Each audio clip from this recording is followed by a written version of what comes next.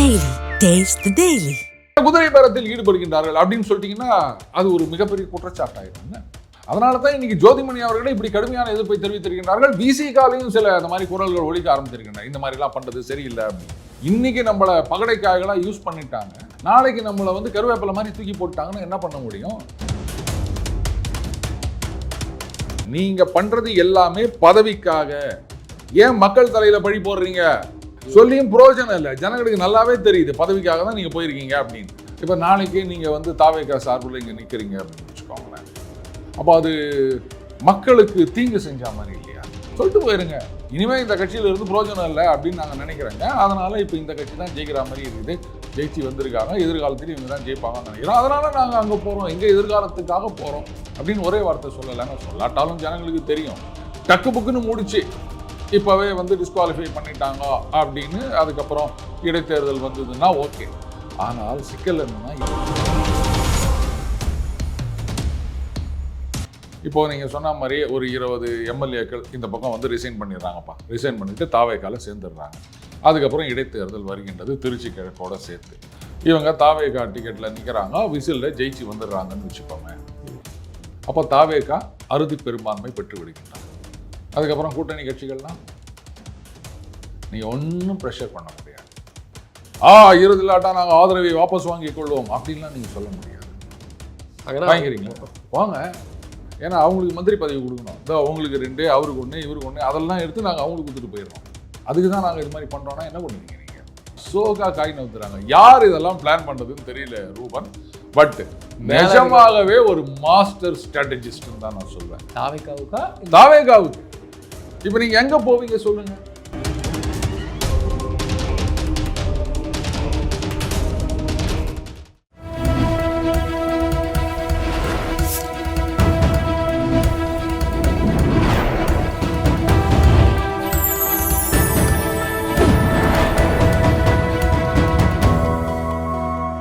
Channel 5 தமிழர்களுக்கு வணக்கம். இன்றைய நேர்காணல் நம்மோடு பேச இருப்பது டெய்லி பஞ்ச் அருண் அவர்கள். சார் வணக்கம் சார். வணக்கம் ரூபன்.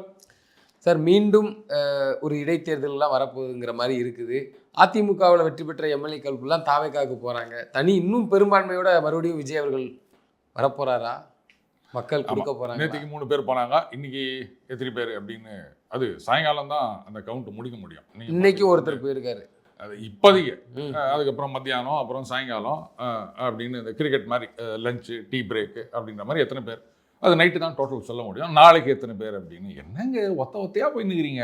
ஒட்டுக்கா அப்படி ஒரு மாசா போனால் ஒரு கெத்தாக இருக்காது பாருங்க. அதிமுகவே அந்த பக்கம் போயிடுச்சு அப்படின்னு காமிக்கணும்ல, என்ன இப்படி? ஆனால் இந்த 25லேருந்து தான் போகிறாங்க. அது கவனிச்சிங்களா? அதுலேயும் அந்த 25லேயும் 3 பேர் மறுபடியும் திரும்பி இந்த பக்கம் வந்துட்டாங்களாம், எடப்பாடியார் பக்கம்.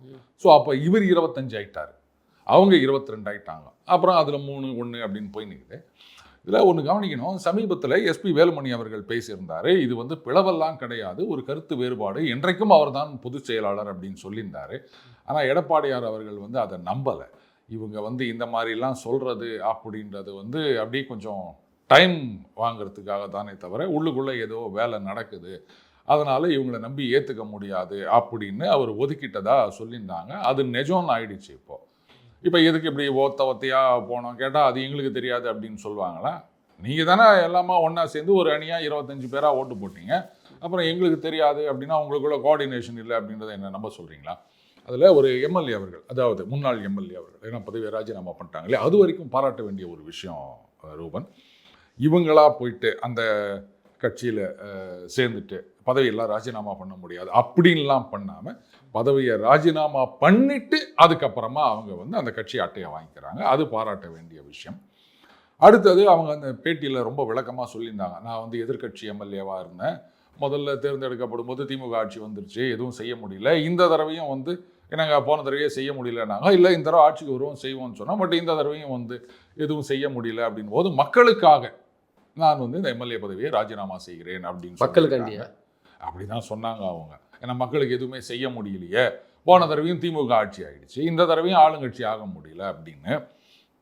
ஆனால் ஒரு விஷயம் கவனிக்கணும் ரூபன், ஒரு முதலமைச்சர் அப்படின்றவர் வந்து அவருக்கு ஓட்டு போட்ட ஜனங்களுக்கு மட்டுமான முதலமைச்சர் அப்படின்றது கிடையாது. ஏன்னா போன தடவையே மு.க. ஸ்டாலின் அவர்கள் என்ன சொன்னார், எனக்கு ஓட்டு போட்டவங்கள விட ஓட்டு போடாதவங்களும் ஐயோ இவருக்கு ஓட்டு போடாமல் போயிட்டோமே அப்படின்னு ஃபீல் பண்ணுற அளவுக்கு இந்த ஆட்சி இருக்கும் அப்படின்லாம் சொன்னார்.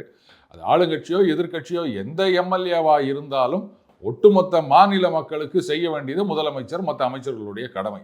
இது ஏன் தொகுதி ஏன் கட்சி எம்எல்ஏ அது எதிர்கட்சி எம்எல்ஏ செய்ய மாட்டேன்னா சொல்லக்கூடாது. சரி, போன தடவை திமுக ஆட்சி வந்து விட்டது, அவங்க தீய சக்தி, அதனால எதிர்கட்சி எம்எல்ஏக்களுக்கு அவங்க தொகுதிக்கு எதுவுமே செய்யலை அப்படின்னு வச்சுப்பாங்க. இப்போ வந்திருக்க ஆட்சி தூய சக்தி, அவங்க வந்து இது எங்க கட்சி எம்எல்ஏ இது எதிர்கட்சி எம்எல்ஏ எல்லாம் பார்ப்பாங்களா, அப்படி பார்த்தா அவங்களும் தீய சக்தி ஆயிடுவாங்கல்ல. அப்போ தூய சக்தின்னும் போது என்னங்க நீங்க ஒட்டுமொத்த மாநிலத்துக்கும் இவர் தான் முதலமைச்சர். எந்த மக்களுக்கு ஒரு பிரச்சனைனாலும் நாளைக்கு எதிர்கட்சி எம்எல்ஏ இருக்கிற ஒரு தொகுதியில் வந்து வெள்ளம் வருது அப்படின்னு சொன்னால் முதலமைச்சர் அந்த தொகுதிக்கு நிவாரண நிதி ஒதுக்காமல் விட்டுருவாரா? நீங்கள் எனக்கு ஓட்டு போடல உங்களுக்கு கிடையாது அப்படின்னு சொல்ல போகிறாங்க. எல்லாருக்கும் தானே கொடுக்க போகிறாங்க. அதுலேயும் இவங்க தூய சக்தி அப்படின்னும் போது இவங்க அதிமுகலேயே இருந்து எல்லாருமே மூக்கு மேலே விரல வைக்கணும். பாருங்கள், எதிர்கட்சி எம்எல்ஏ தொகுதிக்கு இந்த முதலமைச்சர் இவ்வளோலாம் செய்கிறாரு. அந்த ஜனங்க யோசிக்கணும், எதிர்கட்சி எம்எல்ஏவா இருக்கும்போது இவ்வளோ செய்கிறாங்களே இந்த ஆட்சியில், அப்போ அடுத்த தடவை நம்ம இவங்களை ஆளுங்கட்சி எம்எல்ஏவா செலக்ட் பண்ணால் இன்னும் எவ்வளோலாம் செய்வாங்க அப்படின்னு அவங்க யோசிக்கணும். அதுக்கு இடம் கொடுக்காம இப்படி பொட்டுன்னு நீங்கள் ராஜினாமா பண்ணிட்டு போயிட்டு இது மக்கள் மத்தியில் ஒரு எதிர்வினை ஆற்றுமா? இவங்க ராஜினாமா பண்ணியிருக்குது, அடுத்து திரும்பவும் எலெக்ஷனில் விசிலில் நிற்கும் போது இந்த ஓட்டு போட்ட மக்கள்லாம் என்ன மனநிலை இருப்பாங்க? ஏன்னா விஜய்ங்கிற ஒரு ஹைப்பு வந்து ஒரு மாஸ் ஹைப்பு, ஒரு சினிமா மோகத்தில் வந்துட்டு போயிட்டாரு, அதனால ஒரு லக்கு அப்படிலாம் சொல்லி பேசுகிறாங்க. இதுக்கு மத்தியிலையும் அந்த இடத்துல ரெட்டலை தான் ஜெயிச்சிருக்கு. அப்போ பெரும்பான்மையாக ஓட்டு மக்கள் அந்த தொகுதியில் போட்டிருக்கிறாங்க. இப்போ அவங்களுக்கு அவங்க எப்படி மனநிலை, இது வேட்பாளர் மாறின மாதிரி இவங்களும் மனநிலை மாறிடுவாங்களா என்ன? இப்போது அதிமுகவுக்கு அவங்க ஓட்டு போட்டிருக்காங்க அப்படின்னும் போது அதுவும் அதிமுக தாவேகாவை எதிர்த்து நிற்கின்றது, திமுகவையும் எதிர்த்து நிற்கின்றது. அப்போது தாவேகா திமுக ரெண்டு கட்சியும் வானான்னு நினைக்கிறவங்க தான் அதிமுகவுக்கு ஓட்டு போட்டிருக்காங்க. இப்போ நாளைக்கு நீங்கள் வந்து தாவேகா சார்பில் இங்கே நிற்கிறீங்க அப்படின்னு வச்சுக்கோங்களேன், அப்போ அது மக்களுக்கு தீங்கு செஞ்ச மாதிரி இல்லையா? நேற்று வரைக்கும் ஒரு கட்சியில் இருந்து நான் இந்த கட்சி சார்பாக உங்களுக்கு நல்லது பண்ணுறேன் அப்படின்னு ஓட்டு வாங்கிட்டு 12 நாள் 15 நாள் 20 நாள் வாடவர் ரிசைன் பண்ணிவிட்டு இப்போ மறுபடியும் வந்து இன்னொரு கட்சியில் நின்று நாங்கள் நல்லது செய்கிறோம், ஆளுங்கட்சியில் இருந்தால் தான் நல்லது செய்ய முடியும் அப்படின்னு சொல்கிறது வந்து ஜனநாயகமா? அப்போ எதிர்கட்சிக்கு இருக்கிற தொகுதிக்கு வந்து ஆட்சி எதுவுமே செய்யாது அப்படின்னு நீங்களே வந்து ஒரு வாக்குமூலம் கொடுக்குற மாதிரி இல்லையா? இல்லை, இது வழக்கமாக நடக்குது தானே சார். ஒரு கட்சி அழியுது, இல்லை ஆளுமை மிக்க தலைவர் இல்லை, தோத்துட்டார் அப்படிங்கும்போது எல்லாம் அந்த காரியத்துக்காண்டி அப்படி தான் சொல்லணும். அவங்க ஷிஃப்டாக வர்றது இதெல்லாம் வழக்கமாக நடக்கிறது தானே. அதுவும் சினிமா வச்சு வந்த கட்சி தான் அதிமுக. சினிமா நடித்தவங்க அதை வச்சு வந்தது. ஸோ மேட்சபிளாக இருக்குது, எல்லாமே பொருத்தமாக இருக்குது. இது விஜய் அவர்களும் அப்படி வந்திருக்காரு. சரி, நமக்கு ஏற்ற இடம் இதுதான், ஓகே. அப்போ அதை சொல்லிட்டு போங்களேன், இனிமேல் இந்த கட்சிக்கு எதிர்காலம் இல்லை, அதனால் எங்கள் எதிர்காலத்துக்காக எதிர்காலம் இல்லாத கட்சியை விட்டு நிகழ்காலத்திலே இன்னொரு கட்சிக்கு நாங்கள் போகிறோம். குழப்புதான் இப்படி சொன்னாதான் வந்து யாரும் கேள்வி கேட்க மாட்டாங்க. சொல்லிட்டு போயிருங்க, இனிமேல் இந்த கட்சியில் இருந்து பிரோஜனம் இல்லை அப்படின்னு நாங்கள் நினைக்கிறோங்க. அதனால் இப்போ இந்த கட்சி தான் ஜெயிக்கிற மாதிரி இருக்குது, ஜெயிச்சு வந்திருக்காங்க, எதிர்காலத்திலும் இவங்க தான் ஜெயிப்பாங்கன்னு நினைக்கிறோம், அதனால் நாங்கள் அங்கே போகிறோம், எங்கள் எதிர்காலத்துக்காக போகிறோம் அப்படின்னு ஒரே வார்த்தை சொல்லலாமே. சொல்லாட்டாலும் ஜனங்களுக்கு தெரியும் நான் அவ்வளோ முட்டாளா ஜனங்கள்லாம். ஆனால் ஒன்று கவனிக்கணும், நடுவில் பார்த்தீங்கன்னா எஸ்பி வேலுமணி அவர்கள் ஒரு பேட்டி கொடுத்துருந்தாரு. அதில் அவர் என்ன சொன்னார், இந்த மாதிரி இது வந்து பிளவெல்லாம் இல்லை, ஒரு கருத்து வேறுபாடு, பொதுச் செயலாளர் இன்னும் அவர் தான். அவர் சண்டை போட்ட அன்னைக்கே சொன்னார், அப்படிதான் சொன்னார் நினைக்கிறேன். பொதுச் செயலாளர் அதுக்கப்புறம் நடுவில் வந்து பொதுச் செயலாளரை மாற்றணும் அப்படின்னு கையெழுத்து கூட்டணும் அப்படின்னு அதுக்கப்புறமா ஒரு பேட்டி கொடுத்துருந்தாரு. ஆனால் ஒன்று சொன்னாங்க, எடப்பாடியார் வந்து இல்லை இவங்க அவர் அப்புறம் வேலுமணி அவர்களா ஏதோ ஒன்று 3 பேர், ஆமாம், அந்த 3 பேரை வந்து நான் நம்பி ஏற்றுக்கிறதுக்கு தயாராக இல்லை அப்படின்னு சொன்னாராம். ஏன்னா அவருடைய கருத்து என்னன்னா, இவங்க வந்து இப்போ பிளவில்லை, கருத்து வேறுபாடு தான், இல்லை பேசி தீர்த்துக்கலாம், இவர் தான் தலைவர் அப்படின்னு சொல்கிறதெல்லாம் அப்படியே கொஞ்சம் டைம் வாங்குறதுக்கு தான் தவிர மற்றபடி உண்மையாக அவங்க வந்து மறுபடியும் திரும்பி வரா மாதிரி இல்லை. ஏன்னா நிறைய பேர் சொன்னாங்க, அங்கே மந்திரி வேக்கன்சிலாம் ஃபில்அப் ஆயிடுச்சுங்க, இனிமேல் வந்து மந்திரி பதவி போட முடியாது, அடுத்தது அந்த டிஸ்குவாலிஃபிகேஷன் அப்படின்ற ஒரு பிரச்சனை இருக்குது, அது எப்போ முடிவு வரும் அப்படின்னு தெரியாது, டக்கு புக்குன்னு முடிச்சு இப்போவே வந்து டிஸ்குவாலிஃபை பண்ணிட்டாங்க அப்படின்னு அதுக்கப்புறம் இடைத்தேர்தல் வந்ததுன்னா ஓகே. ஆனால் சிக்கல் என்னென்னா 25 பேரும் டிஸ்குவாலிஃபை பண்ணிட்டாங்கன்னு சொன்னால் அந்த 25 பேருக்கும் மறுபடியும் தாவேகா சார்பில் சீட்டு கொடுப்பாங்களா? இல்லைங்க, எல்லாருக்கும் கொடுக்க முடியாது, ஒரு 10 பேர் கொடுக்குறோன்னு சொன்னால் மீதி 5 பேருக்கு தான் என்ன ஆகும்? நம்பர் 1. நம்பர் 2, சரி, அப்படியே 25 பேருக்கும் தாவேகால சீட்டு கொடுக்குறாங்க அப்படின்னு வச்சுக்கோமே. இல்லை இதெல்லாம் கொடுக்காம தெரிஞ்சுதான் அவங்க கட்சி மாறுறாங்களா என்ன? வரேன், அந்த 25 பேரும் ஜெயிச்சு தாவேகா சார்பில் ஜெயிச்சு வந்துடுறாங்கன்னு கூட வச்சுப்போம். எப்படி மந்திரி பதவி கொடுப்பாங்களா? ஆல்ரெடி மந்திரி பதவி எல்லாம் ஃபில்அப் ஆயிடுச்சுல்ல. மந்திரி பதவிக்காண்டி போகிறாங்களா இல்லை ஆளுங்கட்சி இங்கே இதில் இருக்கணும், பல விஷயங்கள் நம்ம காரியம் ஆகணும். ஏன்னா திரு இசக்கி சுப்பையா என்பவர் வந்து ஒரு பெரிய ஒரு கல்வி நிறுவனங்கள் வச்சுருக்கிறாங்க. சந்தி சொத்து மதிப்பு வந்து அஃபிடவிட்லேயே அதிகமாக பல கோடி, 400 கோடிக்கு மேலே சம்திங். அவர் வந்து முன்னாடி வந்து அரசு டெண்டர்களை எடுத்தாராமே. இப்போ ஒருவேளை நமக்கு இதுவும் கைவிட்டு போதுனா மேபி ஒரு சட்டமன்ற உறுப்பினராக தாவேகா சார்பாக வந்துட்டா அந்த டெண்டரை நம்ம வாங்கலாம். அப்போ தொழிலை நோக்கி தானே அவங்க நகர்வு இருக்குது. அதை அப்படி தான் நம்ம பார்க்கணும். மாவட்ட செயலாளர் கிடைக்கும், ஏன் அமைச்சர் தான் வேணுமா என்ன? ஏங்க இங்கே தூய சக்திங்க, இங்கே போயிட்டு நீங்கள் டெண்டர்லாம் கிடைக்கும்னு சொல்லாதீங்க. தப்பு தப்பு தப்பு தப்பு தப்பு, வயலை போட்டுங்க. நீங்கள் என்ன எதுனா திமுக அதிமுக மாதிரி நினச்சிங்களா? அது வந்து தீய சக்தி, இது பாசிசம் பாயாசம். இவங்க தூய சக்தி. அந்த மாதிரிலாம் வந்து எம்எல்ஏ சார்ந்த நிறுவனங்களுக்கு டெண்டர்லாம் கொடுப்பாங்கலாம் நினைக்காதீங்க. என்னோட கணிப்பாக நான் சொல்கிறேன் இருக்கலாம். பாருங்க, இங்கே போனவங்க எல்லாமே சுயநலத்துக்காக, அவர்களது எதிர்காலத்துக்காக. அதுதான் உலகத்துக்கே தெரியும். சும்மா சொல்லலாம், இதுக்காக போனேன் அதுக்காக போனேன்னு. ஜனங்க என்ன அவ்வளோ முட்டாளா? அவங்க தெளிவாக தான் இருக்காங்க. ஒருவேளை அந்த எலெக்ஷன் மறுபடியும் ஒரு பை எலெக்ஷன் அந்த தொகுதிகள்லாம் வருங்கிற பட்சத்தில் ஜெயிச்சிருவாங்களா? இல்லை அதிருப்தி இருக்குது இருக்கா தாவேகா ஆட்சிக்கு வந்த உடனே? இல்லை மறுபடியும் வாக்கை வந்து அள்ளி போட போகிறாங்களா தாவேகாவுக்கு? அது இப்போ சொல்ல முடியாதுங்க. ஏன்னா ஆல்ரெடி வந்து ஒரு மிகப்பெரிய எதிர்ப்பை உருவாக்கி கொண்டிருக்கின்றார்கள். உருவாக்குறாங்களா, உருவாக்கி கொண்டுட்டு இருக்காங்களா? அதுக்கு அவங்க இடம் கொடுத்து கொண்டு இருக்கின்றார்கள். ரெண்டுத்தையும் நான் சொல்வேன்.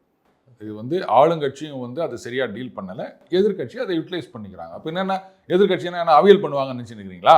இல்லை 6 மாதம் எதுவும் பண்ணாமல் ரைட்டுங்க 6 மாதம் இல்லை 3 மாதம் அதுக்கப்புறம் தான் நாங்கள் இது பண்ணுவோம், அது வரைக்கும் நாங்கள் எங்கேயாவது ஊட்டி கொடைக்கானல் போயிட்டு வரோம் அப்படின்னு சும்மா உட்காந்துட்டு இருப்பாங்களா? நீங்கள் வந்து அவங்களை அப்படியே தட்டி தூக்கிட்டு போயிட்டீங்க கூட்டணி கட்சியெல்லாம். இப்போ அந்த பக்கத்துலேருந்து வந்து நீங்கள் எம்எல்ஏவெல்லாம் தூக்கிட்டு போகிறீங்க. இப்போது இது வந்து குதிரை பேரம் அப்படின்னு சொல்கிறாங்க. சரி, எடப்பாடியார் அவர்கள் சொன்னால் கரெக்டு, அவங்க கட்சி எம்எல்ஏக்களை தூக்குறாங்க, அதனால் வந்து இந்த மாதிரி சொல்கிறாங்க அப்படின்னு சொல்லிட்டு போகலாம். விடுதலை சிறுத்தைகள் யார் கூட்டணியில் இப்போ மந்திரி சபையில் இருக்கின்ற விடுதலை சிறுத்தைகள் கட்சியிலேருந்தே இந்த குரல் ஒலிக்க தொடங்கி இருக்கின்றது, இதெல்லாம் சரியில்லை அப்படின்னு. காங்கிரஸ் கட்சியில் இப்போ எம்பி ஜோதிமணி அவர்கள் அவங்க போட்டிருக்காங்க. அது பாருங்க, இந்த மாதிரியெல்லாம் வந்து எல்லாத்துக்கும் நாங்கள் வந்து சரி சொல்லுவோம்லாம் எதிர்பார்க்காதீங்க. இந்த மாதிரி காங்கிரஸ் ஆட்சியில் இருக்கின்ற, அதாவது காங்கிரஸ் கட்சிக்கு இது சாதகமாக இருக்கும்போது குதிரை பேரத்தை ஆரம்பிப்போம், மற்ற நேரத்தில் எதிர்ப்போம் அப்படின்றதெல்லாம் கிடையாது. பாஜக இந்த மாதிரி குதிரை பேரத்தை ஆரம்பித்தது. அதனால தான் பல மாநிலங்களில் காங்கிரஸ் கட்சி ஆட்சி அமைக்க முடியாமல் போனது, ஆட்சி அமைச்சாலும் அதை தொடர முடியாமல் போனது. இதுக்கெல்லாம் காரணம் பாஜகவுடைய குதிரை பேரம். அதே குதிரை பேரம் நடக்கிறத வந்து சரி அப்படின்னு சொல்றத யாரும் ஏற்றுக்க முடியாது. இது தலைவர் ராகுல் காந்தி வழியாக நாங்கள் நடக்கணும் அப்படின்னு பெருசாக ஒரு ட்வீட் போட்டிருக்காங்க. அப்போ குதிரை பேரம் அப்படின்னா கொள்கை அளவில் நாங்கள் ஒத்துக்க மாட்டோமா அப்படின்னா அதெல்லாம் சும்மா. இந்த குதிரை பேரத்தில் அவங்களுக்கு பிரச்சனை கிடையாது. சிக்கல் எங்கே வருதுன்னா, இப்போது நீங்கள் சொன்ன மாதிரி ஒரு 20 எம்எல்ஏக்கள் இந்த பக்கம் வந்து ரிசைன் பண்ணிடுறாங்கப்பா. ரிசைன் பண்ணிவிட்டு தாவேகால சேர்ந்துடுறாங்க. அதுக்கப்புறம் இடைத்தேர்தல் வருகின்றது, திருச்சி கிழக்கோட சேர்த்து. இவங்க தாவேகா டிக்கெட்டில் நிற்கிறாங்க, விசிலில் ஜெயிச்சு வந்துடுறாங்கன்னு வச்சுப்போமே. அப்போ தாவேகா அறுதி பெரும்பான்மை பெற்று விடுகின்றது. அதுக்கப்புறம் கூட்டணி கட்சிகள்லாம் நீங்கள் ஒன்றும் ப்ரெஷர் பண்ண முடியாது. இறுதிலாட்டா நாங்கள் ஆதரவை வாபஸ் வாங்கிக் கொள்வோம் அப்படின்லாம் நீங்கள் சொல்ல முடியாது. வாங்கிக்கிறீங்களா வாங்க, ஏன்னா அவங்களுக்கு மந்திரி பதவி கொடுக்கணும். அதோ அவங்களுக்கு 2, அவருக்கு 1, இவருக்கு 1, அதெல்லாம் எடுத்து நாங்கள் அவங்களுக்கு கொடுத்துட்டு போயிடுறோம். அதுக்கு தான் நாங்கள் இது மாதிரி பண்ணுறோன்னா என்ன பண்ணுவீங்க நீங்கள்?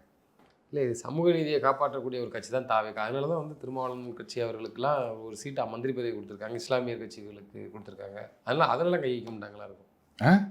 அப்போ இந்த மாதிரி ஜோதிமணி அவர்கள் ட்வீட் போட்டிருக்கூடாது. இல்லை, அந்த கான்செப்டே திமுக, அதாவது திமுக இவ்வளோ நாள் வந்து அரசியலில் சர்வே பண்ணது காரணமே கம்யூனிஸ்ட்டு, காங்கிரஸ், விசிகா இதுதான். இப்போ நம்ம அதையே கொண்டு வந்துட்டோம்னா இது அடுத்த தேர்தலுக்கும் யூஸ் ஆகும்ல. அவங்க அதை தானே கனெக்ட் பண்ணுவாங்க.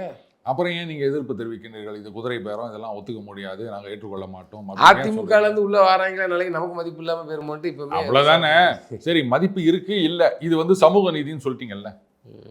இது வேற சொல்லியிருக்காங்கல்ல, இந்த வந்து போன தடவை செக்குலர் ப்ரோக்ரஸிவ் அலையன்ஸ் SPA அப்படின்னு திமுகவில் இந்த கூட்டணிக்கு பேர் வச்சுருந்தாங்க.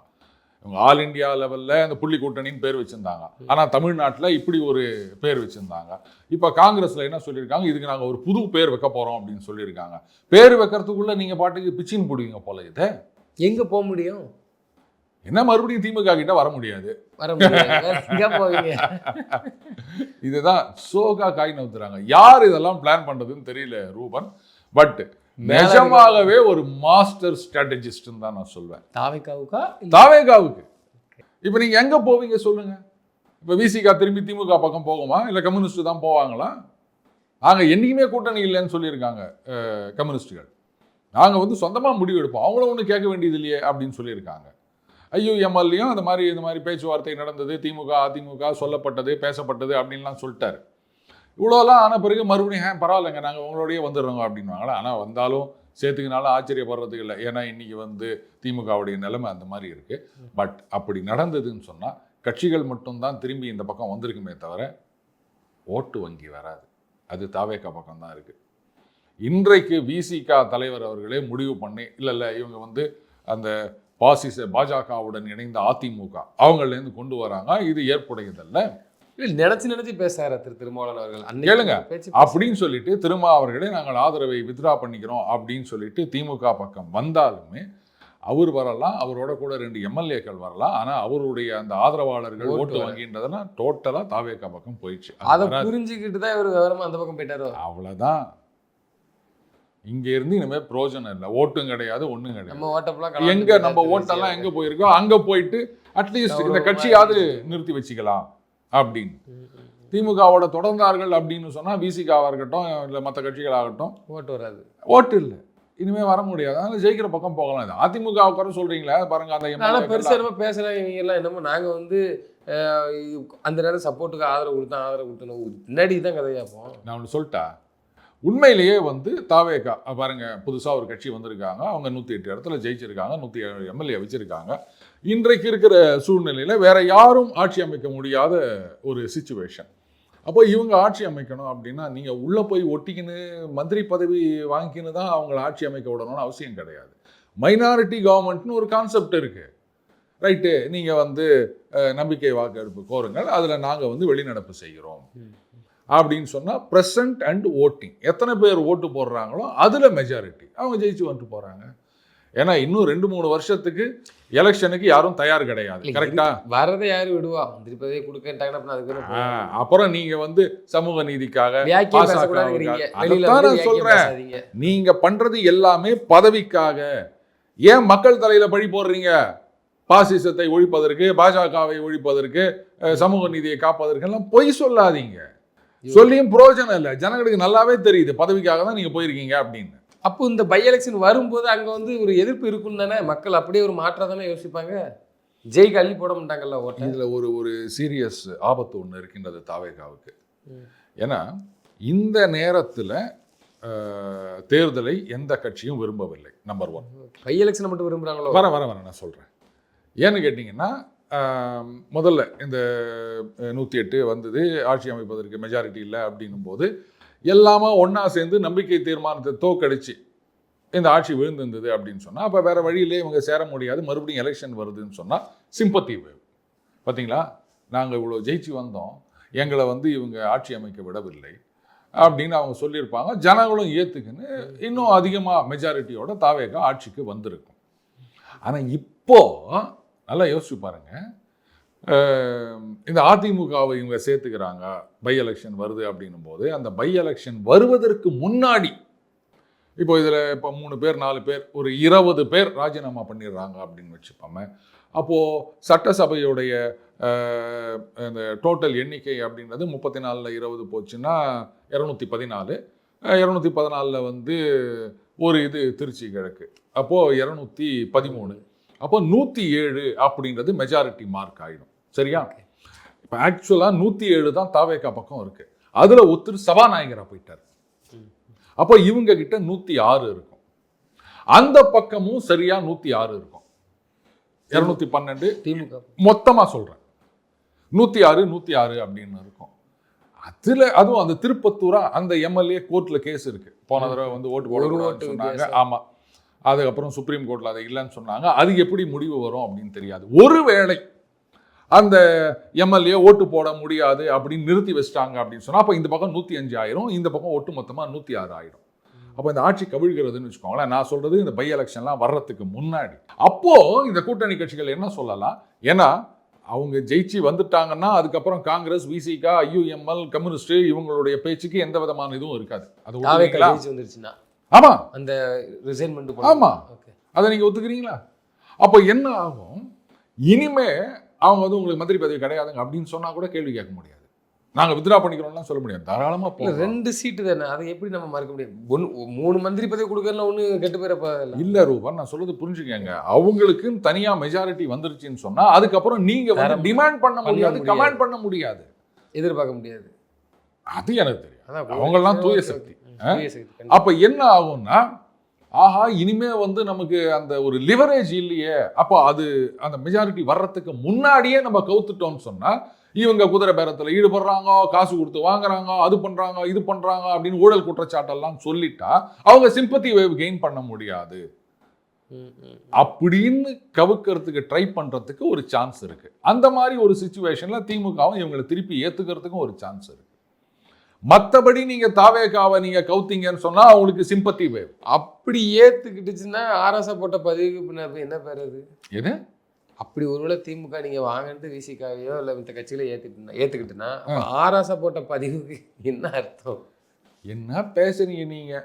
காங்கிரஸ் இவங்களை பத்தி பேசாததா, திமுக காங்கிரஸை பத்தி பேசாததா, விசிகா தாவேகாவை பற்றி பேசாததா, இல்ல ஆதவ அர்ஜுனா அவர்கள் திருமா அவர்களை பற்றி பேசாததா? இனி எல்லாரும் ஒன்னா சேர்ந்து நிற்கிறாங்க. இதுல இன்னும் அவர் போட்ட பதிவு இவர் போட்ட பதிவுன்ற வன்னியரசு அவர்கள் வந்து இதே முதலமைச்சரை பத்தி எலெக்ஷனுக்கு முன்னாடி என்னென்னலாம் பேசினாருன்னு தெரியுது. அப்ப எங்க போனாலும் இவங்களுக்கு லாபம் அடுத்து விசிகா வந்தா எங்களுக்கு அமைச்சர் பதவி. அரசியல் அப்படின்றதே வந்து லாபம் தானுங்க. இல்ல அதுக்காக அரசியல். இனி மந்திரி பதவி திமுகவிலையும் புதுசா ஆரம்பிப்பாங்க. ஆமா கொடுக்கணும். இல்ல சரி எதுக்கு கவுக்கணும் ஆட்சியை? பேசாம முன்னாடி சொன்ன மாதிரி திரும்ப அவர்களை சிஎம் ஆக்கிட்டு இந்த பக்கம் அதிமுக அந்த பக்கம் திமுக இருந்துட்டு போறோம். நீ மட்டும் பண்ணலாம்ல, நீ மட்டும் வரக்கூடாது, அவ்வளவுதான். ஏன்னா குதிரை பேரத்தில் ஈடுபடுகின்றார்கள் அப்படின்னு சொல்லிட்டீங்கன்னா அது ஒரு மிகப்பெரிய குற்றச்சாட்டாயிரும்ல. அதனால தான் இன்னைக்கு ஜோதிமணி அவர்களே இப்படி கடுமையான எதிர்ப்பை தெரிவித்திருக்கின்றார்கள். விசிகாலையும் சில அந்த மாதிரி குரல்கள் ஒழிக்க ஆரம்பித்திருக்கின்றன, இந்த மாதிரிலாம் பண்றது சரியில்லை அப்படின்னு. ஏன்னா அவங்களுக்கு புரிஞ்சு போச்சு, இன்னைக்கு நம்மளை பகடைக்காய்களாக யூஸ் பண்ணிட்டாங்க, நாளைக்கு நம்மளை வந்து கருவேப்பிலை மாதிரி தூக்கி போட்டாங்கன்னா என்ன பண்ண முடியும்? அரசனை நம்பி புருஷனை கை விட்டது அப்படின்னு தமிழ்ல ஒரு பழமொழி சொல்லுவாங்க தெரியுமா? அந்த மாதிரி இதை நம்பி நம்ம திமுக அணியை விட்டு வெளில போயிட்டு அவங்க வந்து நாளைக்கு ரைட் எங்களுக்கு மெஜாரிட்டி வந்துச்சு அப்படின்னா அப்புறம் நாங்கள் எங்கே போய் நிற்கிறது?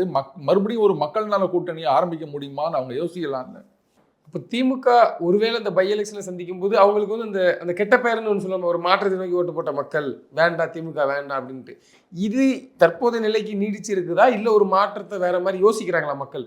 தேவையில்லாம திரு விஜய் அவர்களுக்கு ஓட்டு போட்டோமோ, மின்தடை வருது அது இதுன்னு இல்லை. அதாவது இப்போ அந்த இந்த சட்டம் ஒழுங்காகட்டும், இல்லை மின்தடை, அப்புறம் வந்து தண்ணி வரல அப்படின்னு சொல்கிறாங்க. இது வந்து பிரச்சனைகள் இருக்கின்றன, நான் இல்லைன்னு சொல்லலை. முக்கியமாக சட்டம் ஒழுங்கு எடுத்துப்போம். அந்த சட்டம் ஒழுங்கு அப்படின்றதெல்லாம் வந்து ஒரே நாளில் ஒரே மாதத்தில் ஒரு வருஷம் கூடத்தில் நீங்கள் மாற்றுறதுன்றது கஷ்டங்க. It takes time. சரிங்களா? ஆனால் எங்கே சிக்கல் வருதுன்னா, போன ஆட்சியில் நடந்த விஷயத்துக்கெல்லாம் நீங்கள் ஸ்டிக்கர் ஒட்டி பார்த்தீங்களா நாங்கள் தான் அப்படின்னு கிரெடிட் எடுத்துக்கும் போது அப்போ போன ஆட்சியோட தவறுகளுக்கும் நீங்கள் தான் பொறுப்பேற்றுக்கணும். அது ஒத்துக்கிறீங்களா? இப்போ சமீபத்தில் அந்த ஒரு கோர்ட்டு தீர்ப்பு 70 நாளில் அந்த தீர்ப்பு வந்தது. இரட்டை தூக்கு தண்டனை கொடுத்துருக்காங்க குற்றவாளிக்கு. ஆமாம். இது வந்து முதலமைச்சர் அவர்களுடைய ட்வீட் வந்து கிரிப்டிக்காக இருக்கு, நாங்கள் தான் அப்படின்னு வெளிப்படையாக சொல்லாத மாதிரி. ஆனால் தாவேக்கால இருக்கவங்கலாம் பார்த்தீங்களா இந்த ஆட்சியில் உடனடியாக ஏங்க இது எப்போ நடந்த விஷயம், கோர்ட்டில் எப்போ ஆர்கியூமெண்ட் முடிஞ்சுது, எப்போ தீர்ப்பு வந்தது, இதுக்கெல்லாம் அவங்க கிளைம் பண்ணிக்கிறாங்க அப்படின்னு சொன்னால் அப்போது அவங்க விட்டுட்டு போன மற்ற குறைகளுக்கும் நீங்கள் தான் பொறுப்பேற்றுக்கணும். அதுக்கெல்லாம் அந்த மின்வெட்டு அதுக்கெல்லாம் நான் பொறுப்பேற்றுக்க மாட்டேன், இதுக்கு மட்டும் நாங்கள் ஸ்டிக்கர் ஒட்டிப்போம் அப்படின்னு சொன்னால் தப்பு இல்லையா? வந்த 10 நாள் இல்லைங்க, இப்போ குஷ்பு அவர்கள் கூட தான் சொல்லியிருந்தாங்க 10 நாளில் மாற்றத்தை கொண்டு வந்துட முடியுமா? அதைத்தாங்க நான் சொல்கிறேன். சிஎம் சாரவே பார்த்து அதைத்தாங்க நானும் சொல்கிறேன். 10 நாளில் மாற்றத்தை கொண்டு வர முடியாது, 1 வருஷம் இல்லை 2 வருஷம் கூட டைம் எடுத்துக்கங்க. ஆனால் 10 நாள்லேயே நாங்கள் அதை பண்ணிட்டோம் இதை பண்ணிட்டோம்னு சொல்லிட்டு இருக்காங்கல்ல, அப்போ அதை நீங்கள் கேள்வி கேட்கணும்ல. எங்க 10 நாளில் மாற்ற முடியாது, என்னங்க நீங்கள் 10 நாளில் அப்படியே வந்து பாலும் தேனும் ஓடுற மாதிரிலாம் வந்து சொல்லி நிற்கிறீங்களா அப்படின்றத கேட்டுருந்தீங்கன்னா நீங்கள் நியாயமானவர்னு நான் ஒத்துப்பேன். 10 நாளில் மாற்றத்தை கொண்டு வர முடியாது, ஆனால் பார்த்தீங்களா எதோ நடந்ததுக்கெல்லாம் நாங்கள் வந்து கிளைம் பண்ணிப்போம் அப்படின்னா அப்போ இதையும் சேர்த்து தான் நீங்கள் அனுபவிக்கணும். ஒரு கம்பெனியை நம்ம விலைக்கு வாங்குறோம் ஒட்டுக்கா அப்படின்னு சொன்னால் அந்த கம்பெனியோடைய அசெட்ஸ் மட்டும் இல்லை, அந்த கம்பெனி பேங்க்ல எங்கெங்கெல்லாம் கடன் வாங்கிக்கிறாங்களோ அதுக்கும் நீங்கள் தான் பொறுப்பு ரூபன். அந்த கம்பெனியோட சொத்துக்கு மட்டும்தான் நான் பொறுப்பு, கடன் எல்லாம் என் பொறுப்பு கிடையாதுன்னு நீங்கள் சொல்ல முடியாது. மக்கள் அவர் என்ன சொல்ல கேட்க தயாரா இருக்கிறாங்களா? அண்ணன் நீங்க இலவசமே தர வேண்டாம், நீங்க அந்த இடத்துல உட்கார்ந்தா மட்டும் உங்க ரசிகர்கள் சொல்லுவாங்க, எல்லா மக்களும் அந்த மாதிரி சொல்லுவாங்களான்றதை நீங்க பொறுத்து இருந்து தான் பார்க்கணும். நிச்சயமா சார். அதுக்கும் மக்கள் இந்த பை எலெக்ஷன் வச்சாங்கன்னா அது தெரிய வரும். தொடர்ந்து தங்களுக்கு கருத்துக்களை பண்ணமைக்கு நன்றி. நன்றி ரூபன்.